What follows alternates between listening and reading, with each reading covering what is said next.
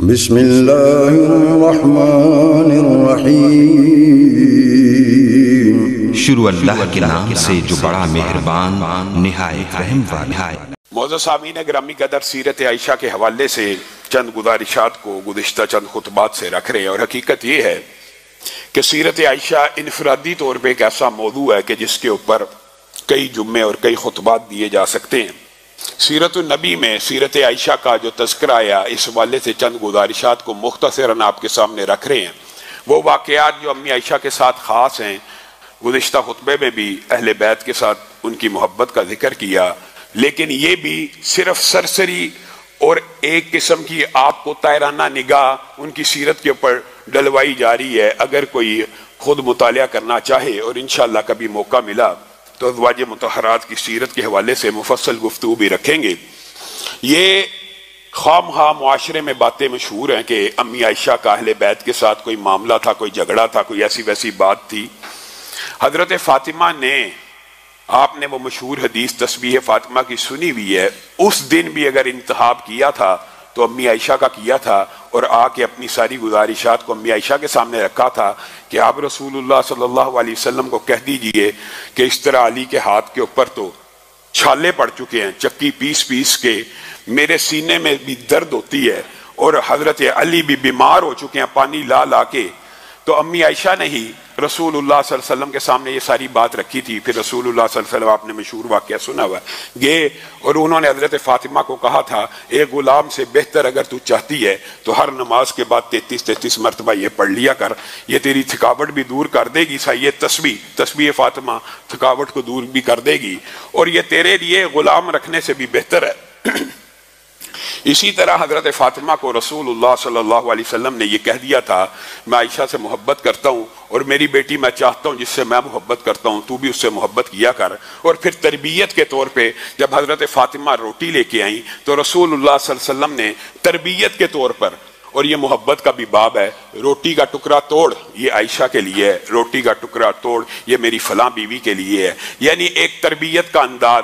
اور امی عائشہ نے بھی حضرت فاطمہ کے فضائل بیان کرنے میں کسی بھی قسم کی ہچکچاہٹ کا یا مداحنت کا مظاہرہ نہیں کیا۔ گزشتہ خطبے میں آپ کے سامنے یہ بات رکھی تھی کہ امی خدیجہ کی فضائل کی 90% سے زائد احادیث امی عائشہ سے مروی ہیں۔ اسی طرح حضرت فاطمہ کی سیرت کی بھی اکثر حدیثیں امی عائشہ سے مروی ہیں، اور امی عائشہ نے یہ حدیث بیان کی ہے کہ میں نے فاطمہ جیسی باوقار عورت کبھی نہیں دیکھی۔ آپ چلنے میں، انداز میں، اطوار میں بالکل اپنے باپ محمد صلی اللہ علیہ وسلم جیسی تھی۔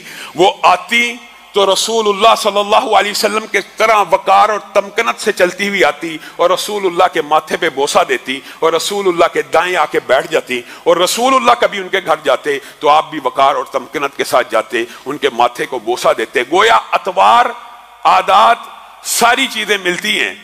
اور یہ بات بھی یاد رکھیے، امی عائشہ نے ہی امت کو یہ بات بھی بتلائی ہے کہ 4 خواتین جو جنت کی سردار ہیں ان میں سے ایک فاطمہ ہے۔ تو یہ خام خواہ معاشرے میں باتیں مشہور ہیں۔ ہاں، گزشتہ چند خطبات میں جب امی عائشہ کی فقہ کے حوالے سے چند واقعات کو آپ کے سامنے رکھا تو بعض ساتھیوں نے یہ بات کہی تو گویا امی عائشہ کی فقاہت باقی صحابہ سے زیادہ تھی۔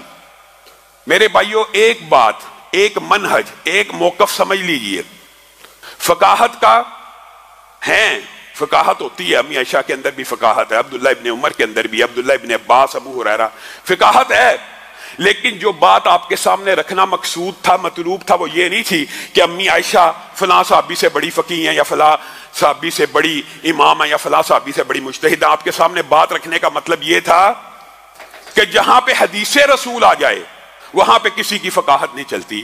جس کا موقف حدیث رسول کے مطابق ہوگا، جس کا موقف حدیث رسول کے مطابق ہوگا وہی موقف۔ اس کا مطلب یہ نہیں کہ امی عائشہ سے زندگی میں اجتہادات میں کبھی خطا نہیں ہوئی۔ ان معاملات میں جن صحابہ کا موقف حدیث کے قریب ہے آپ نے اس کو اختیار کرنا ہے۔ گویا یہ ہمارا مسلک بھی ہے، ہمارا منہج بھی ہے، ہمارا عقیدہ بھی ہے کہ کائنات کے اندر کسی کا فتویٰ حرف آخر نہیں ہے۔ حرف آخر کائنات میں اگر کسی کا فتویٰ ہے تو وہ محمد الرسول اللہ صلی اللہ علیہ وسلم ہے۔ دنیا میں باقی محمد صلی اللہ علیہ وسلم کے علاوہ جتنے بھی لوگ ہیں ان کے بارے میں یہ کہا جائے گا ان کا فتویٰ شریعت کے مطابق ہے، اور واحد محمد الرسول اللہ ہیں جن کے بارے میں کہا جائے گا صلی اللہ علیہ وسلم ان کا فتویٰ شریعت ہے، باقی سب کا فتویٰ شریعت کے مطابق ہے یا شریعت کے مطابق نہیں ہے۔ اور یہ بات آئی ہے تو یہ بات بھی سمجھ لیجئے، یہ بات نہیں ہے کہ صحابہ سے پھر لوگ اس بات کے اوپر اعتراض کرتے ہیں جی آپ صحابہ کی خطا، ہاں خطا کا ہو جانا، غلطی کا ہو جانا، غلطی سے بھی پاک اگر کسی نے کوئی کائنات میں ہستی ہے یا جس کے اوپر اللہ کا چیک اینڈ بیلنس مضبوط ہے، معصوم عن الخطا اگر کوئی ہے تو وہ بھی محمد الرسول اللہ صلی اللہ علیہ وسلم ہے۔ غلطی ہو سکتی ہے، غلطی کا امکان ہے، اور یہ واقعات میں آپ کے سامنے متعدد آپ کے سامنے اس لیے رکھتا ہوں کہ غلطی اور خطا، حضرت عمر جن کے بارے میں رسول اللہ صلی اللہ علیہ وسلم نے فرمایا تھا کہ پرانی امتوں میں محدث ہوا کرتے تھے۔ محدث وہ ہوتا ہے جو وقت کا نبی اور پیغمبر نہیں ہوتا، لیکن جو وہ بولتا ہے، جو وہ رائے رکھتا ہے، جو وہ اجتہاد کرتا ہے، اللہ آسمان سے اس کی رائے کے مطابق آیتوں کو نازل فرما دیتا ہے۔ پرانی امتوں میں بھی ہوا کرتے تھے، اور اگر میری امت میں کوئی محدث ہے، یہ محدث نہیں، یہ محدث کا پروننسیشن ہے، اگر کوئی ہے تو عمر ہے۔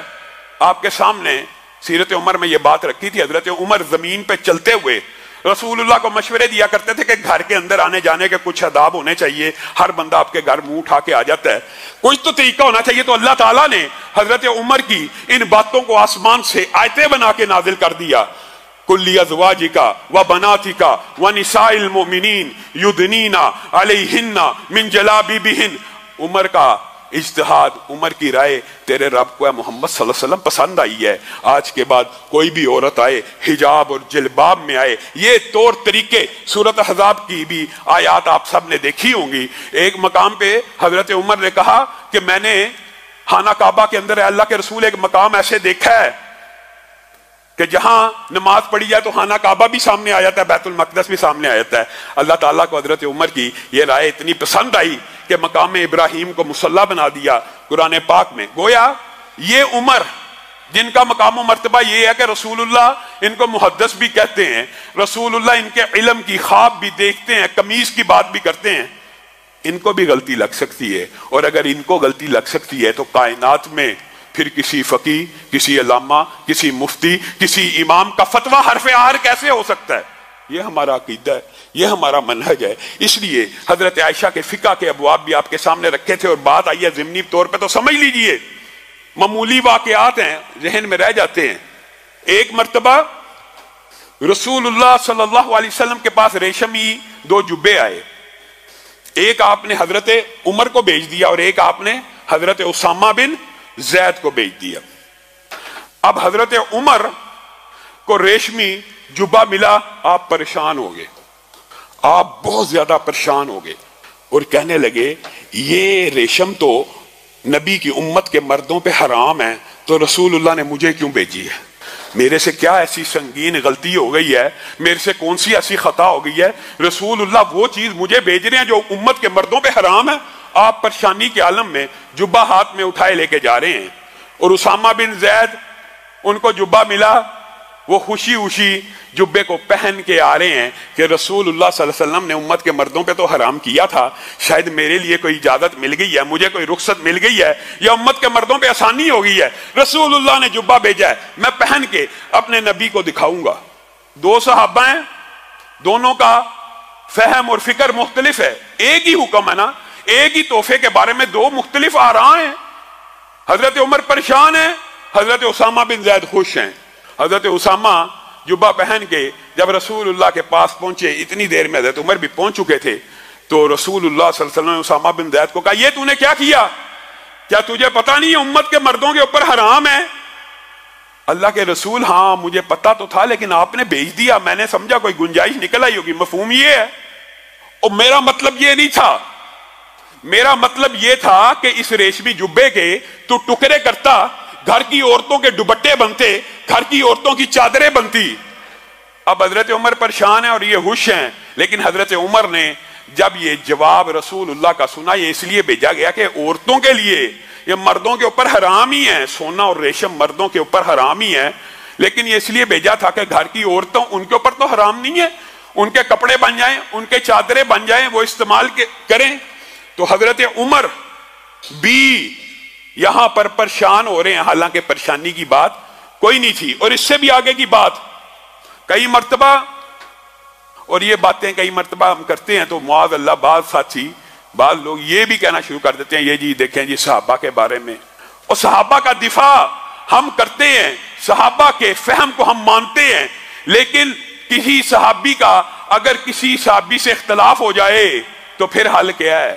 پھر حل یہی ہے کہ جس کی بات رسول اللہ کی حدیث سے میچ کرتی ہوگی اس کی بات کو لیا جائے گا، اور یہی صحابہ کا منہج ہے۔ صحابہ نے بھی کبھی ضد نہیں تھی کی، اگر رسول اللہ کی حدیث پتہ چل گئی، امی عائشہ کے متعدد واقعات رکھے، کیا صحابہ نے رجوع نہیں کیا اپنے اپنے موقف سے؟ اسی وقت رجوع کر لیا کہ امی عائشہ نے ہماری اصلاح کر دی، امی عائشہ نے ہمیں بتلا دی۔